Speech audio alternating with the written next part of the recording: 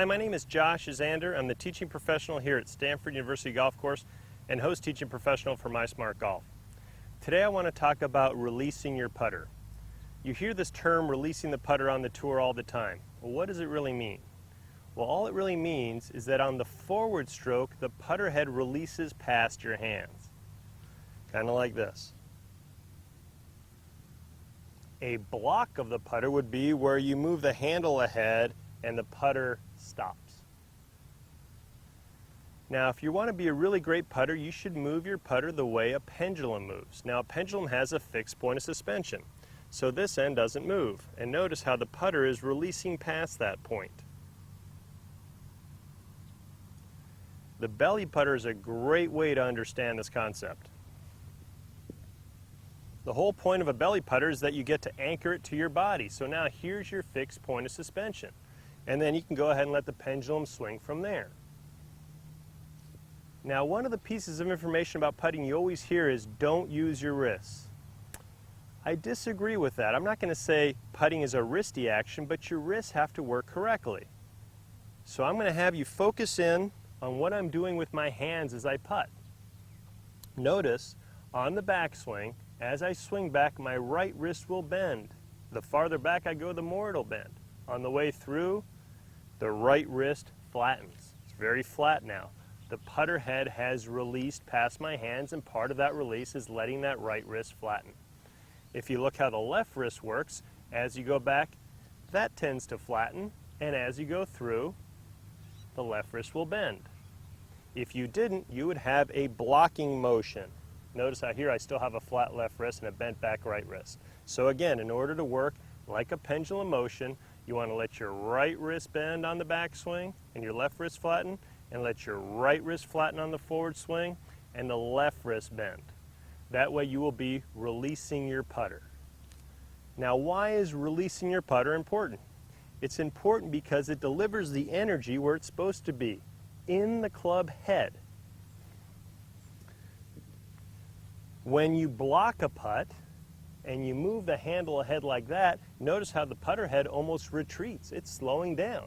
And you always hear that you want to accelerate your putter. Well, if you release, you will get putter acceleration. Another way to think about getting the energy in the head is, let's say I've got a few balls, I've just hit a couple putts, and I want to go chip from the other side of the green, so I'm going to go ahead and whack a ball over there so I can chip from there. Now, I just whacked that ball about 50 feet. Notice what happened there. I didn't whack it by having the handle lead. I whacked it by letting the putter head release past my hands. So not using your wrists is incorrect, but you do want to use your wrists correctly. Now, I don't want you to leave this video thinking, oh, Josh Zander says you want to putt using your wrists and it's a wristy stroke. Well, this would be a poor wristy stroke. Guess what? This is not pointing at the same spot in just above my belly button here. If I putted correctly using my wrist as I swung back, this would still point at the same spot, and as I swung through, that would point at the same spot. But if I use my wrist too much on the way back, this is going to point left of my body, and if I use my wrist too much on the way through, this is pointing right of my body, so I've lost my pendulum. I want you to keep your pendulum. How do you practice this?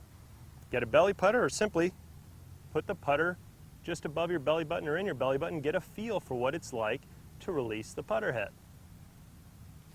Now I want to show you one last tip on how to really learn the release. It's called my 2T drill.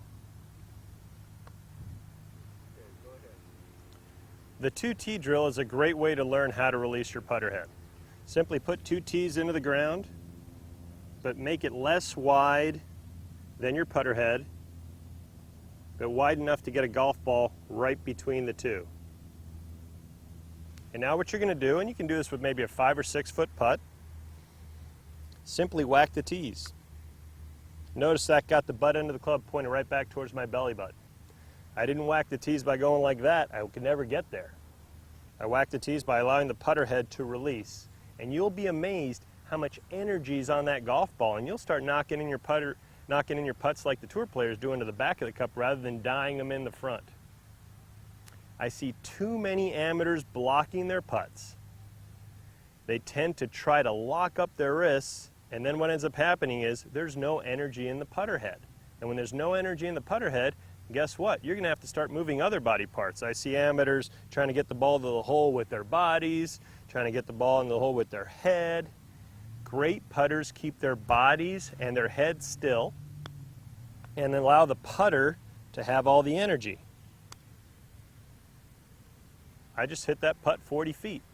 Not a very big stroke. I remember watching Tiger a few years ago at Torrey Pines.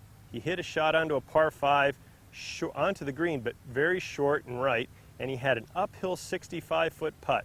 The announcer's saying, boy, this is the slowest putt on the green.